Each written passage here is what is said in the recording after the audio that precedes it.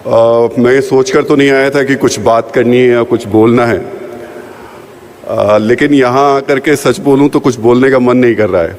और इसलिए नहीं कर रहा है कि बोलने का मन नहीं कर रहा है, और इसलिए नहीं कर रहा है क्योंकि पिछले 26-27 साल से जब से इस क्षेत्र में हूँ पत्रकारिता के, काम ही हम लोगों का बोलते रहने का है। लेकिन यहाँ आकर के जो सुकून और जो शांति मिल रही है, उससे एहसास होता है कि हम जिस दुनिया में जी रहे हैं और इस दुनिया में आकर के जब हम इसको महसूस करते हैं तो ज़मीन आसमान का अंतर नज़र आता है।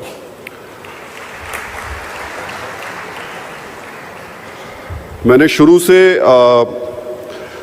जिस तरीके की पत्रकारिता की उसमें तमाम तरीके की खबरें की हैं, लेकिन अध्यात्म से, सनातन से मेरा एक अलग तरीके का रिश्ता रहा है।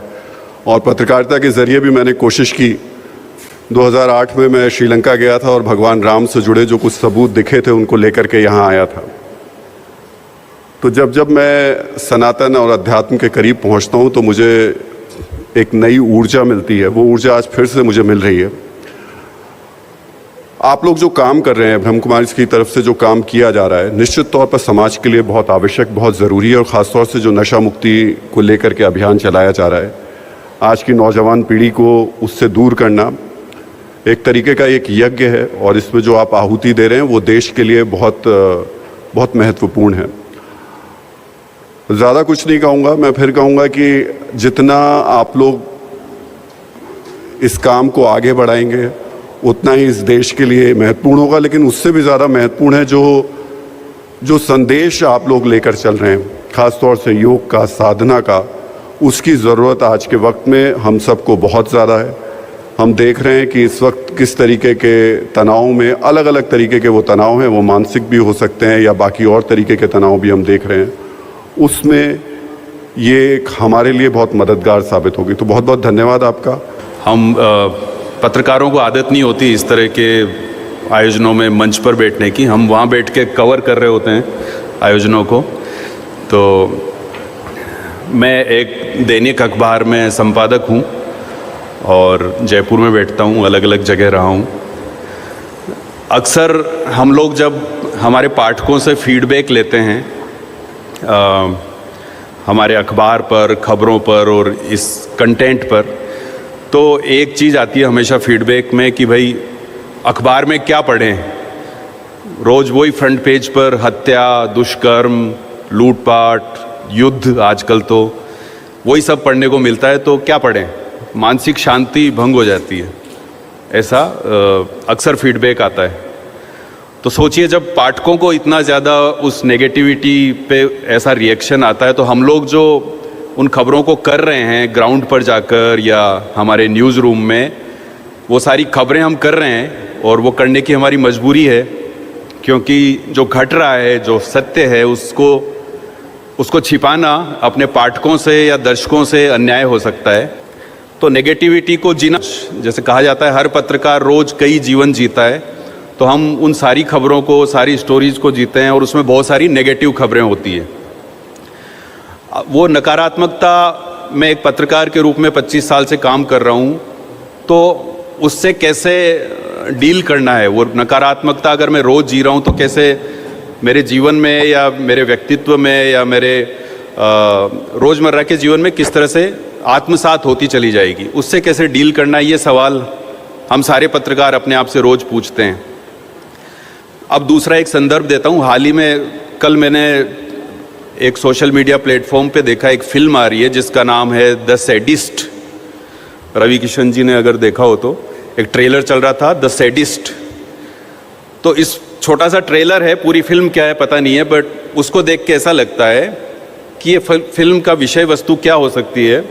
वो ये है कि आजकल समाज में दूसरे को दुखी देखकर जो खुशी मिल रही है लोगों को, उस पर ये फिल्म बनी हुई है। दूसरा परेशान है, दूसरे के जीवन में कोई विपत्ति आ गई, तो मुझे जो एक तरह की खुशी जो मिल रही है, एक पार्श्विक खुशी जो मिल रही है, और इस दृश्य का मैं आनंद ले रहा हूँ, उस पर वो फिल्म बनी है। और ये सच है आज के समाज का, इस तरह से हम लोग बिहेव कर रहे हैं। आप देख लीजिए, युद्ध चल रहा है दुनिया में और तीसरे विश्व युद्ध की कगार पे खड़ी है दुनिया। मतलब गांधी जी की जयंती के दिन हम लोग बात कर रहे थे कि तीसरे विश्व युद्ध की नींव रखी जा रही है और दुनिया दो हिस्सों में बटी हुई है। एक इजराइल पे हमले से खुशी मना रही है और दूसरी आधी दुनिया वो है जो हिजबुल्लाह पे हमला हुआ है तो उस पर खुशी मना रही है। और कोई भी ये नहीं समझ पा रहा है कि चाहे इधर हमला हो चाहे उधर हमला हो, कोई ना कोई इंसान मरेगा। तो नकारात्मकता को जिया जा रहा है जो एक समाज जिस दिशा में बढ़ रहा है। ऐसे में ब्रह्मा कुमारी का ये मंच, ये ब्रह्मा कुमारी का ये इकोसिस्टम, ये कैसे बड़ा बदलाव ला सकता है, ये सब लोगों को नज़र आता है। ब्रह्म कुमारी जिस तरह से पूरी दुनिया में इसी संदेश को पहुंचा रही है और एक तरह का ये वातावरण बना रही है, मुझे लगता है आज के समय में ये नीड ऑफ द आवर है, समय की मांग है। तो इस मंच पर, ऐसे इस मंच पर मुझे बुलाने के लिए बहुत बहुत धन्यवाद, बहुत आभार। मैं एक आईआईटी का प्रोफेसर हूं और प्रोफेसर का काम होता है प्रश्न पूछना। तो मैं आज एक छोटी सी क्लास लगाने वाला हूं सबकी, और मेरा सौभाग्य है कि आज मेरी क्लास में मुख्यमंत्री जी हैं, एमपीज़ हैं, मीडिया के लोग हैं, यहाँ आप सभी लोग हैं। मैं आईआईटी का प्रोफेसर हूँ और शादीशुदा हूँ। मैंने 11 साल के लिए अपना घर छोड़ा। मैं एक यात्रा पर हूँ, मेरी 2 बेटियाँ भी हैं, एनर्जी स्वराज यात्रा पर हूँ। लास्ट टाइम मैं जब अपने घर गया था तो 2020 था और अगली बार जब मैं अपने घर जाऊँगा तो 2031 हो जाएगा। और मैं हमेशा लोगों से पूछता हूँ कि एक शादीशुदा आईआईटी का प्रोफेसर ऐसा क्यों कर सकता है। 2 कारण हो सकते हैं, या तो व्यक्ति का दिमाग खराब हो गया, स्क्रू ढीला हो गया हो, या तो सच में कोई बहुत उचित कारण होगा। और मैं लोगों से पूछते रहता हूँ कि मुझे देख के आपको लगता है मेरा स्क्रू ढीला है, तो अधिकतर लोग तो मना करते हैं। शायद मंच को देख के भी मुझे मेरा स्क्रू ढीला तो नहीं लग रहा होगा। इसलिए मैं जो आपकी थोड़ी छोटी सी क्लास लेने वाला हूँ, मुझे लगता है ये हम सबके जीवन को बदलने के लिए पर्याप्त होना चाहिए। मुझे यात्रा करते हुए आज 1408वां दिन है। मैं 1408 दिन से मैंने एक बस बनाई है। धामी जी आप ज़रूर आइए, रवि किशन जी आप भी आइए। बस में रहता हूँ। मेरी बस में मेरा बेड है, वॉशरूम है, किचन है, लाइब्रेरी है, ऑफिस है, छोटा सा मंदिर है, गार्डन है, ट्रेनिंग रूम है।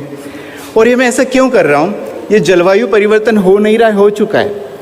ठंड जैसे था वैसे नहीं, गर्मी जैसे थी वैसे नहीं, बारिश जैसे थी वैसे नहीं। हम सब फील करते हैं जलवायु परिवर्तन हो रहा है कि हो चुका है? हो चुका है। ये सब हो रहा है ऑलरेडी। जंगलों में आग लग रही है, रेगिस्तान में बाढ़ आ रही है, कनाडा के जंगल में आग लग रही है।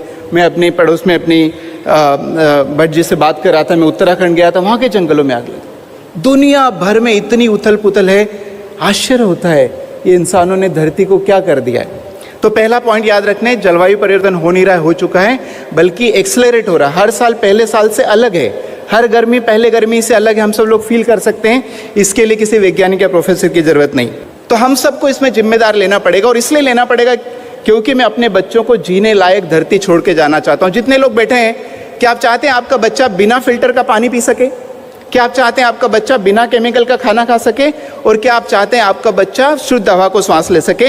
ये हम करेंगे तब जाके एक बच्चों को जीने लायक धरती छोड़ के जाएंगे। मैं हमेशा मजाक में कहता हूँ, जो 50-60 साल की उम्र के लोग दीदी बोलता हूँ, वो आने वाले 20-30 साल में धरती से चले जाएंगे। जो बेचारे छोटे बच्चे हैं स्कूल में, कॉलेज, उनको यहाँ पर धरती पर लंबे समय तक रहना है, लंबे समय तक भुगतना है।